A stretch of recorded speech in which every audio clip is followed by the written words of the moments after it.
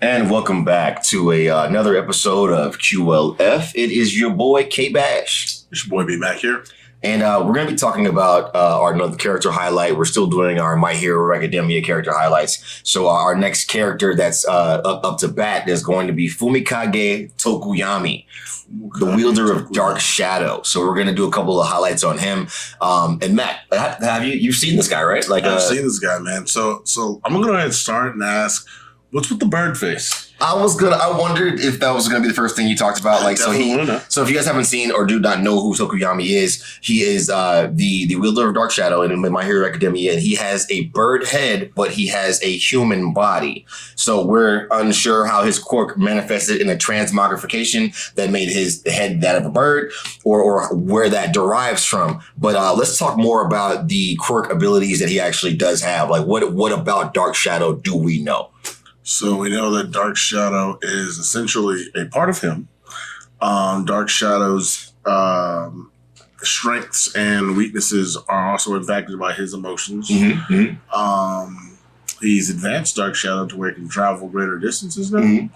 And final move, Black Abyss.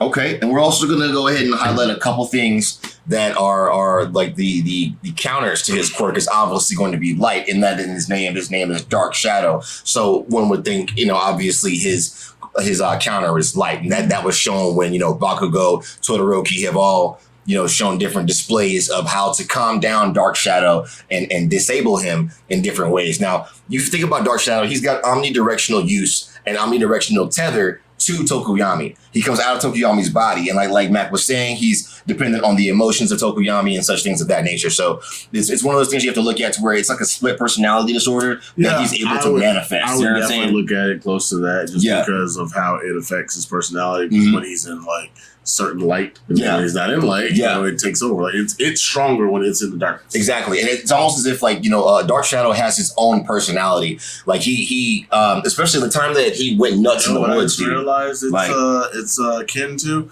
It's kind of like the whole Venom symbiote. Symbiote, symbiote, but on the inside, like what I mean. Instead of him coming on the outside and covering the body. Now with Black Abyss, right? Or what was the last power he got from Hawks when he was able to fly with that power? That was because he had some training under Hawks and whatnot. Fallen Angel, right. So when he does the Fallen Angel, Dark Shadow covers his body in a symbiote like sense, and it allows Fumikage Tokoyami to be able to fly. And because Dark Shadow does hover, he's a ghost that kind of like hovers above. Yeah, it's like the shadow that he comes out like, and again, y'all gotta excuse me for all these references, but it reminds me of JoJo's Bizarre Adventure. Yeah, he loves that. Stan comes out. Stands behind the person. That's what Dark Shadow looks like when he's interacting with other people. Yeah, but it's really cool because he can actually talk to Dark Shadow. They have conversations. So I really feel like it's a different sign of like split personality disorder that it has manifested in his quirk. When you think about the day and age where everybody has abilities, think about like whatever tisk or like whatever bifida or whatever speech impediment or whatever disability you have manifests itself as an ability in physical form. So like so he gets it two ways. He gets a transmogrification that changes his body's shape and his appearance, making him either more approachable or less approachable in public, which is what that does. Like the Morlocks in X-Men. So they have a transmog that happens to where they can't survive in regular society because they look different. But in this day and age in My Hero, it's so common for someone to be transmogged that, it's a normal thing. It's almost like if you have a quirk and your quirk is an extreme or has some kind of extreme ability, it's going to cause you to look a certain way. You'll manifest some sort of like girl change from their class who's like pink and she has horns. Yeah, the chick who does acid. Right. But that has something to do with her quirk. Yeah, we'll slide her name across as well. But she's got some really cool abilities. She can make an acid shield, stuff like that. So we'll do a character highlight if you guys want to see that on her as well. But yeah, Fumikage Tokoyami is a powerhouse in certain situations, man. Well, I kind of wanted to, and this is throwing a little into our interview. I want to put some respect on him, bro. But, they say he's actually just as strong as Izuku Midoriya. Mm-hmm. He's as strong as Todoroki. And now I would beg to differ on the Izuku Midoriya thing. Now, as far as battling wits, right?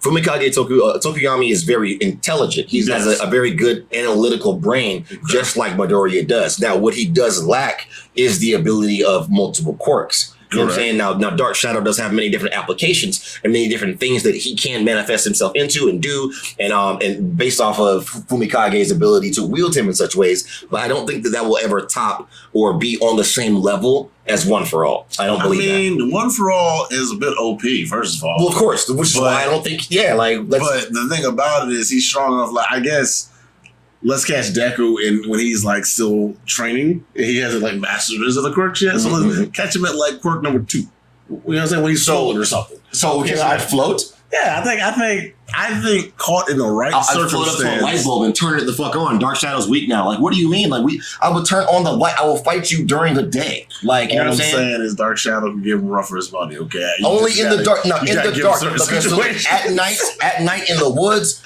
yo, Dark Shadow is a force to be reckoned with. We already saw how he dealt with the dude with the teeth and whatnot. You know what I'm saying? Yeah. Like, because he was already given, like, you know, the Todoroki in his hands, and then Dark Shadow had to come snap his ass around. So he's been a very pivotal point in the advancement of Class 1A. Don't get me wrong. Like, you put some respect on Tokoyami. And he placed like 5th in like all the little point things. Correct. No, he was 3rd. He's 3rd in the festival. At the festival. And he was 5th in when they first did their little entry exams. Yeah, okay, yep.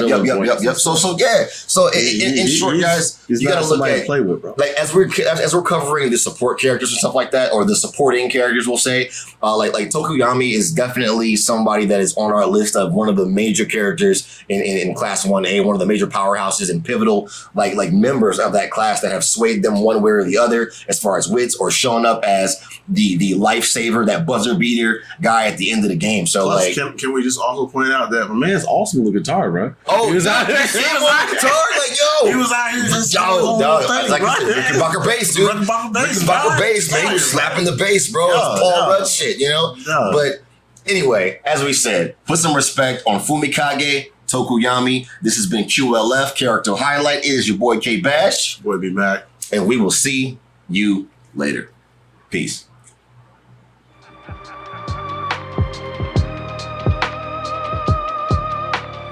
It's enough time. Yeah. Okay, yeah.